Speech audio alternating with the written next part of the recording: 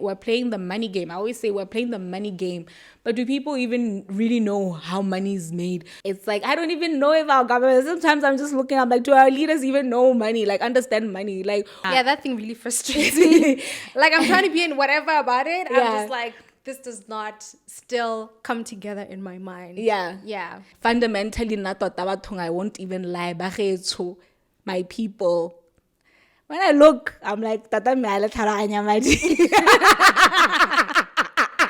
The government, the people, like, do you even understand money, you know? So I just tend to play with things that I understand because I'm like, spirituality, I innately understand. Relational wealth, I understand. Freedom, time, I understand. You know, intellect, I understand because those are things that I have control over as an individual.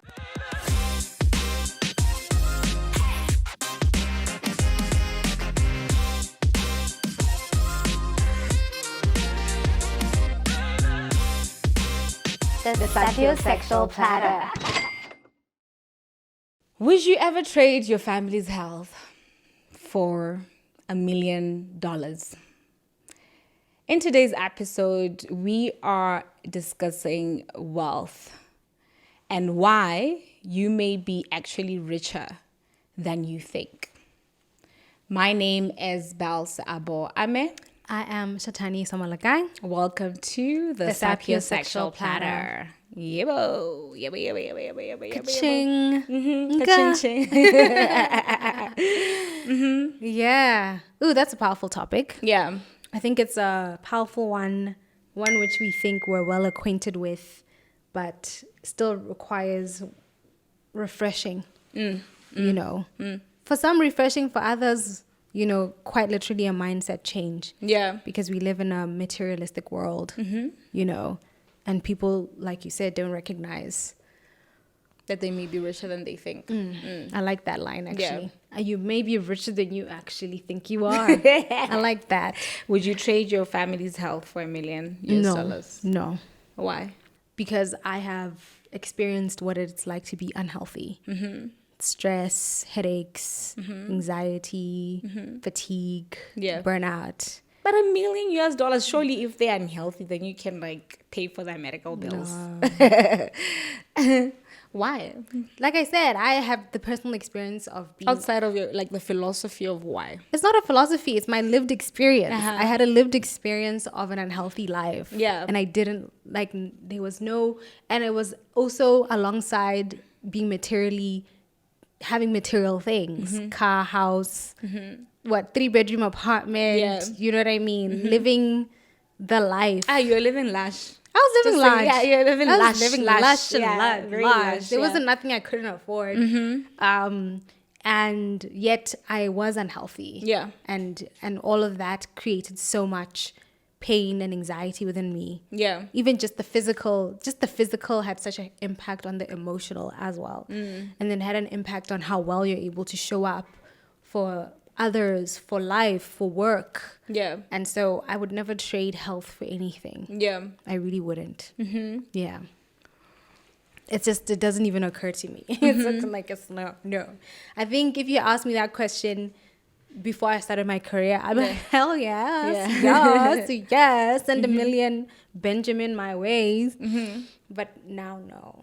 Why do you think there is an obsession with monetary wealth in the world? That's all we see.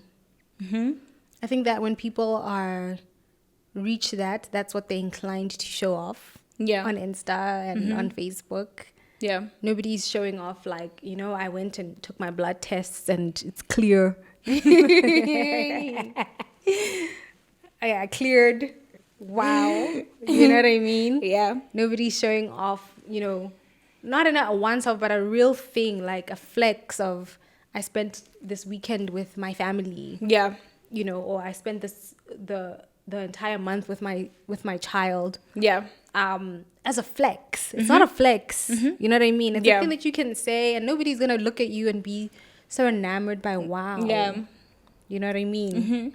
I'd rather make jokes, stay at home mom, whatever. But when it comes to money, travel, material things, that is in our face. Yeah. So I think that's why people are obsessed with material wealth. It just seems to be at the forefront of everything. One. And then the other one is just, I think there's that illusion of like, once I have all the money and once I have that material wealth, then it will fill the void inside of me. So I think people are obsessed because they genuinely think that it will be better. Lines like, it's better to cry in a Lamborghini than than cry in a whatever.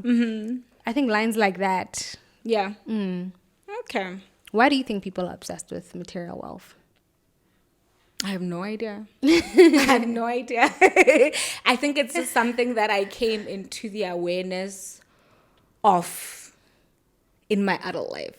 Like, I think getting exposure to the corporate world, the business world, that's when I realized that people put a huge importance on financial wealth, monetary wealth.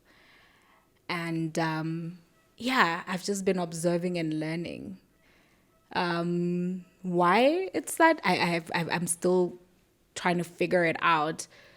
But with the observations that I have so far, I think it's because the mode of interaction is money.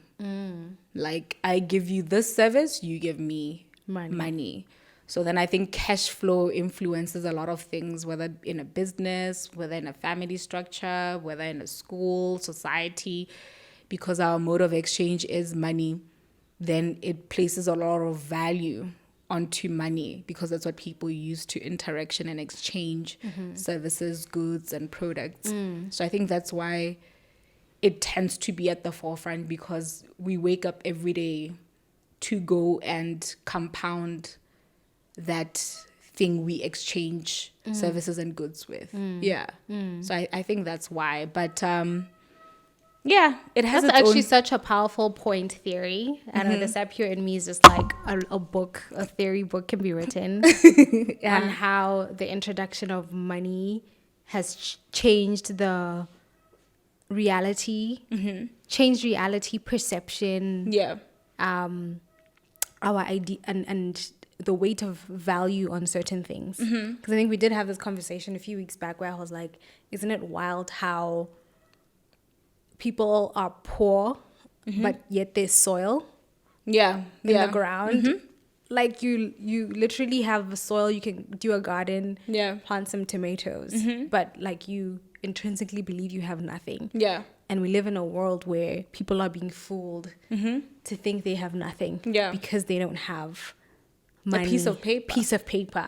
When you have you know what I mean? It's still a wild thing to me. But what came to my mind right now is that I agree with you that, we have our minds, we have our hands, and we can do a lot. We can grow food instead of dying of hunger. But what just came to mind now as you were speaking was that different regions, different people muster a certain type of wealth, right?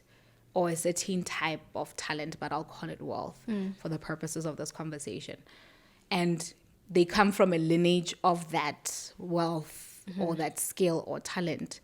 So it's like, as you talked in the last episode, I've been obsessed with Shaka. Like, I'm obsessed.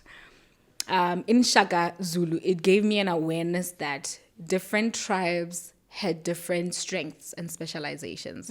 So there were ones who were really, really good at war. Then there were ones that were really, really good at farming. yes, And back to your point now, that sometimes people look at the soil and don't know what to do with it because they don't come from a lineage of farmers. it's like that thing that Utsile Exactly. came in and said you must check your lineage. You You must just never know. you know. So I'm like, sometimes people they don't know what to do to cultivate wealth with the soil that they're given and the hands that they're given, and they end up dying of hunger because maybe their strength was in hunting and gathering as opposed to tilling the soil.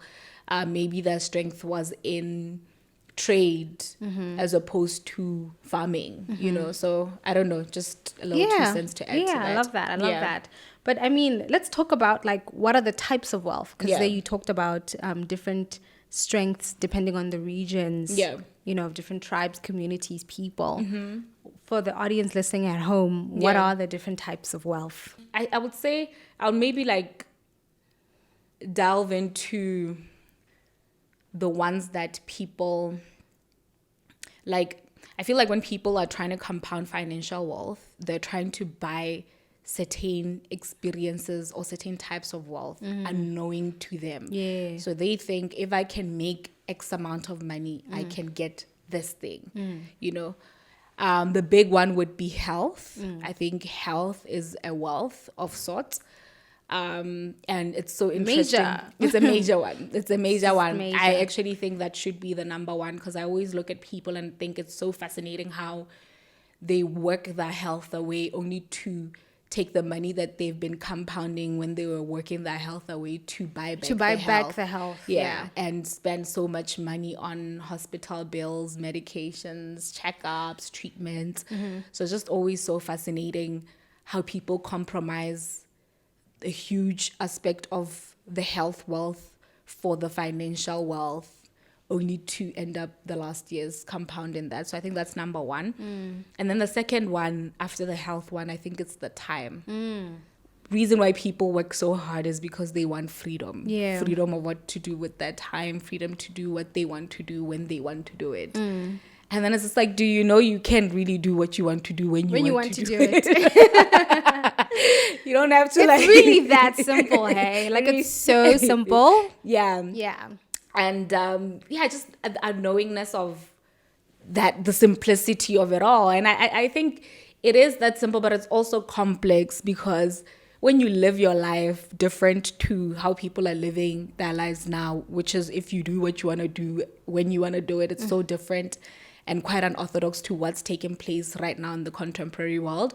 So there ends up being a lot of pressure to conform and not live life the way that you want to live life. So in as much as it is really that simple, it is also complex because societal pressure, peer pressure is immense. It's It's intense. real. Yeah. Also, just the collective conscious of the poll. Because I notice I've started this thing where sometimes on a Monday I don't go to the office. Yeah.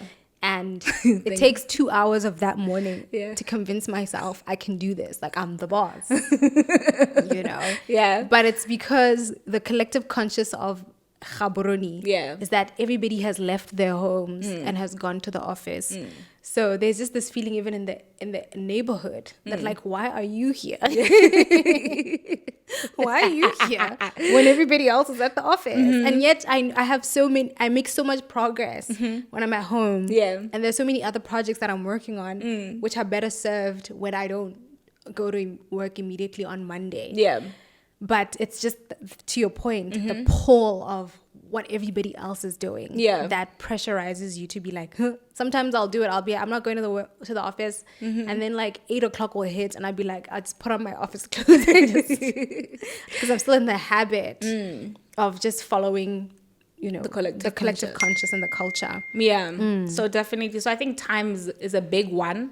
Like, I think people are unconscious of the importance of the wealth of health, but in terms of the wealth of time and freedom, that's what most people are actually working so hard for. Yeah. And then I think the third one, to be honest, all of them are important, but this third one is competing with the health one. Spiritual wealth. Yeah. Yeah. Spiritual wealth is a deep one that tends to be highly neglected, but everybody feels the And calling for it. underestimated even. Yeah, they underestimate it, but I think innately the void that people feel is because of the lack of spiritual wealth. So we feed it with a lot of things. We think, okay, let me compound this amount of money. Let me, build my beauty and my health. And then one day you get you're lots of girls or lots of boys. Exactly. And then one day you're just like, oh, all I was ever searching for was my spirit. My spirit. Yeah. So spiritual wealth is one. I'm going to just list 4 that are like very dominant in my consciousness. And then I think the last one is relational wealth. Yeah. Like relationships. I just believe that here in this world, we're here to relate with one another. And the degree or the measure to which according to me, by the way, not according to anything, but according to me, the degree or the measure of your success would be in relation to the potency of relationships you have. Yeah. Because I think that's the purpose of business. That's the purpose of the corporate sector. We all think that we're there because of whatever service or good, but ultimately the underlying cut of it all is the relations that are taking place there, and different relations are there to catapult you into the next level of awareness, the next level of growth. Some of them are your shepherds, some of them are agencies to different things. And yeah, I think those four, for me, when I look at types of wealth, they take dominance and precedence before financial wealth. I love that.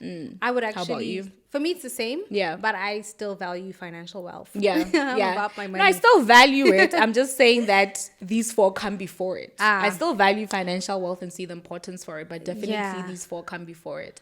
For me, I guess I'll just put them on the same level. Yeah. For me, it's like if there's no money for something, I feel the pinch. Yeah. If there's no people, I feel the pinch. Yeah. If I'm unwell, I feel a pinch. Yeah. So I strive for an equilibrium of the Of all. 5, and just not trying to place one over the other. Yeah. But just making sure that all of them.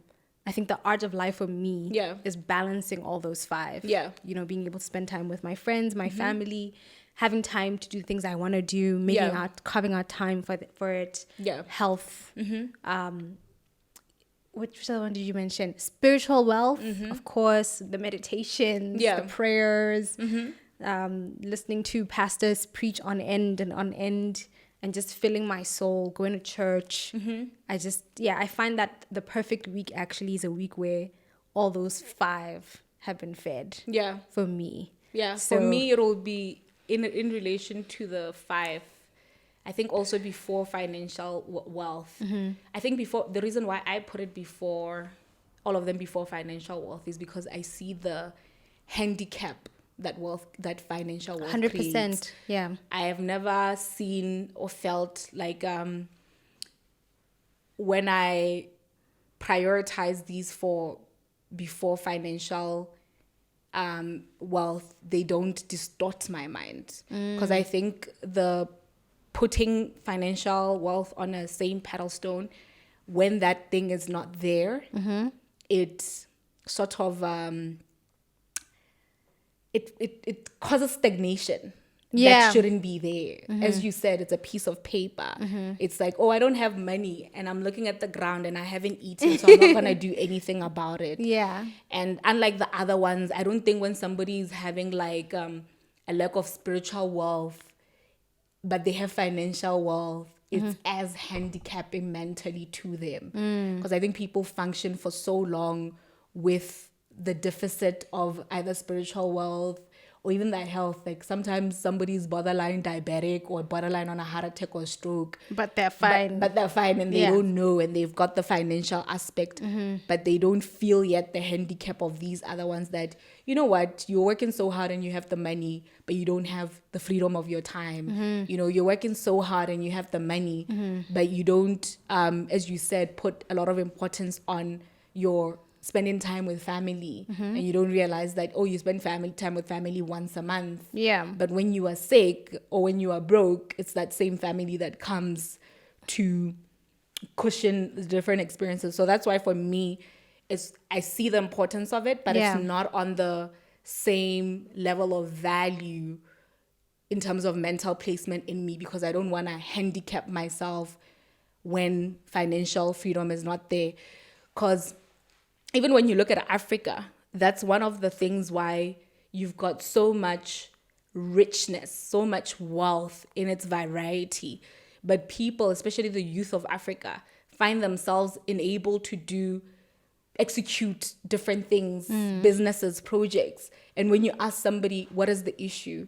They tell you, I don't have money. Yeah. And then it's just like, but now coming to my point and what I wanted to say, that you said you put the 5 on the same pedestal, which is great, and I agree. One other one that I would put on the same pedestal and even higher is intellectual wealth. 100%. Yeah, intellectual wealth. I guess for me, intellectual and spiritual are kind of tied. Really? Yeah, because I think God is knowledge. You know what I mean?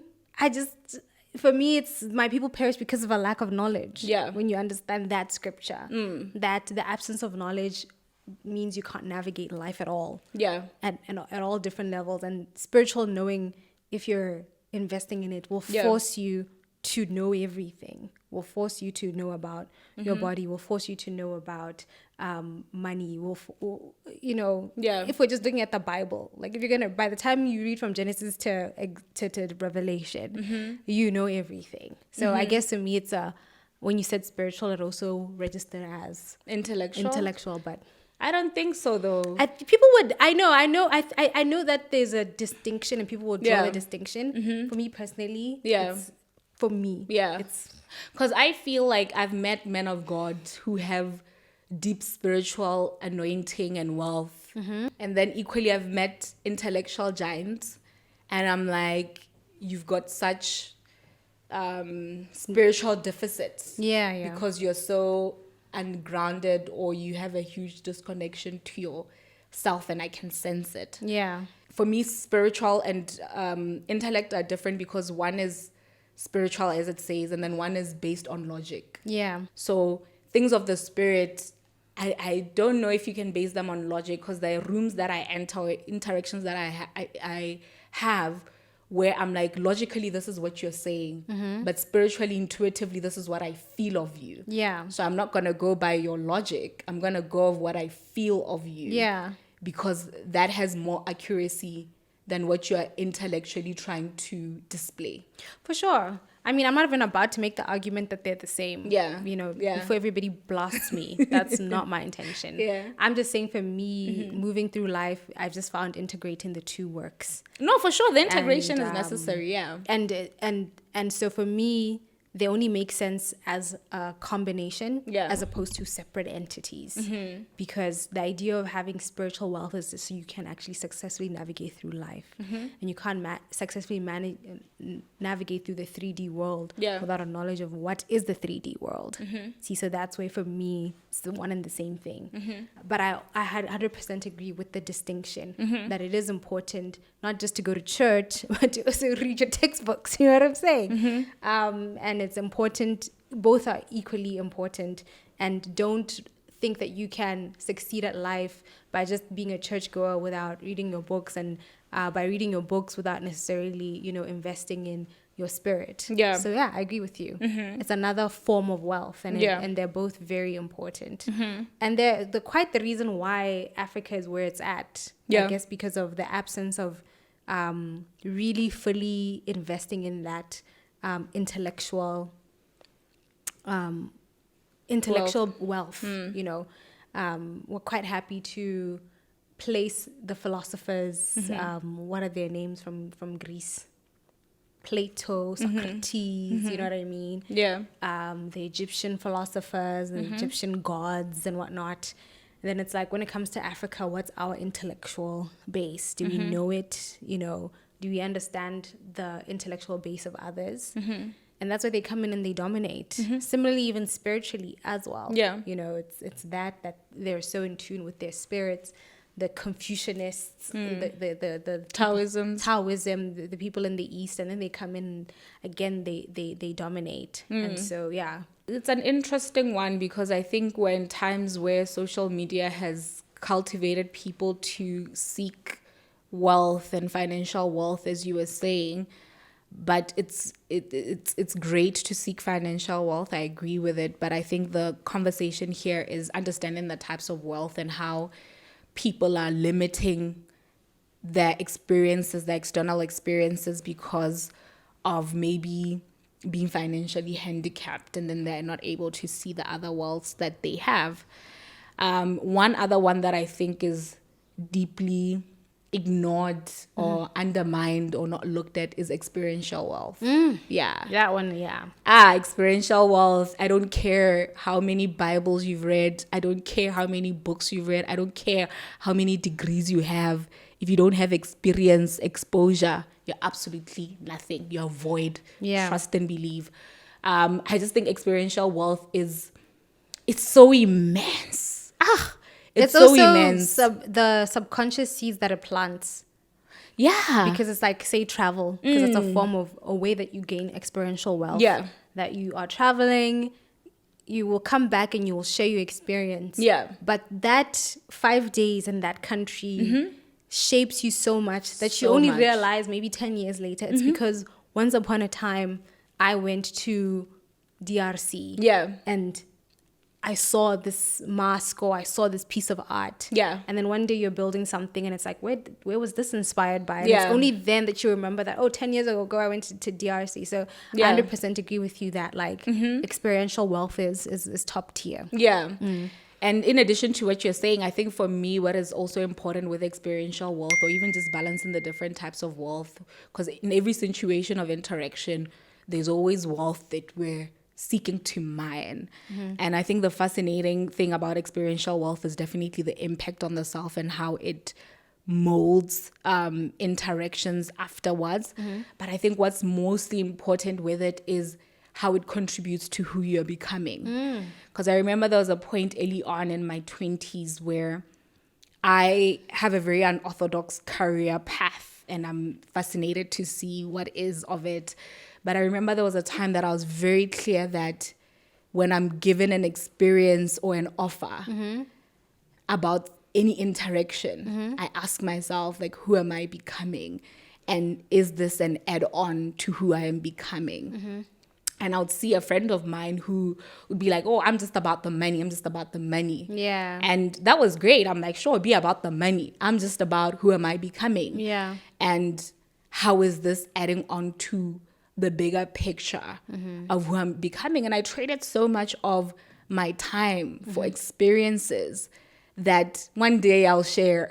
But till this day, I'm still trying to figure out What was that and who am I becoming in the grand scheme of things. And like you said, it just ends up shaping so much that you come back and you get into rooms with different people who are well off, or who've just had so much money, Status as well. And you enter those rooms and you're just like, do you know the things I have seen? Well, you don't say that to them, but yeah. you move with a grounding and a power of, do you know the things I've seen, the experiences that I've had, that not even money can ever come close. No amount of money can buy, like Yeah. no absolute amount of money can buy. So I think that's one that is really undermined. And I don't even think you need to travel as per se.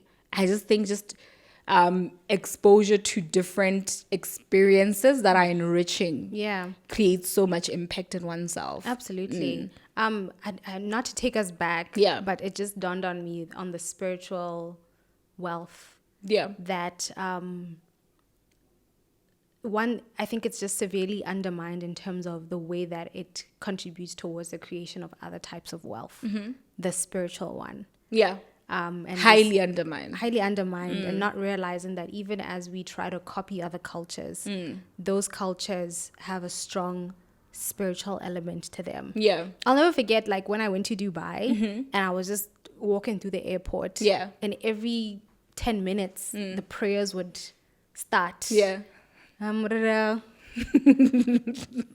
I loved it. She's laughing, but I loved it. No, it's you saying hambara. Are you trying to speak Arabic? Well, I loved it. I was obsessed with, they're unapologetic about what they believe is the source of their wealth. And their creativity. And it doesn't matter who you are. When you come to their, where they live, either you join in or you walk through, but we're not gonna hide it, you know. Exactly. And it brings me to a conversation we had recently about, there was this, and we intend to actually do an episode on this, on the proposed prayers by the Ministry of Youth. And just wondering, like, just seeing how people were mixed about that. You know. and just wondering the space of spirituality in Botswana, and what would happen if we tapped into our spiritual wealth. Yeah. You know, yeah. Yeah, I like what you spoke about in relation to Dubai, because I think when you went through that train of thought outside of the spiritual one, I just started thinking more about like how different countries are very intentional about the type of wealth that they're building. And you look at Israel or some countries in the Middle East, and they're very intentional about their nuclear weapons. You look at America, it's very intentional about their technology and also their movies and their branding and how they what type of light they're seen in. And I just now wonder, like, how would Africa be if like different countries were just so intentional about the type of wealth they are building? Yeah. Because the big poverty that exists currently is how we are trying to duplicate or build wealth that is different from our lineage. What is intrinsic to us? Exactly. What is so we're playing the money game. I always say we're playing the money game, but do people even really know how money is made? You know, even when we talk about recently how they're saying, oh, the pula is being devalued. Nah. Yeah, that thing really frustrates me.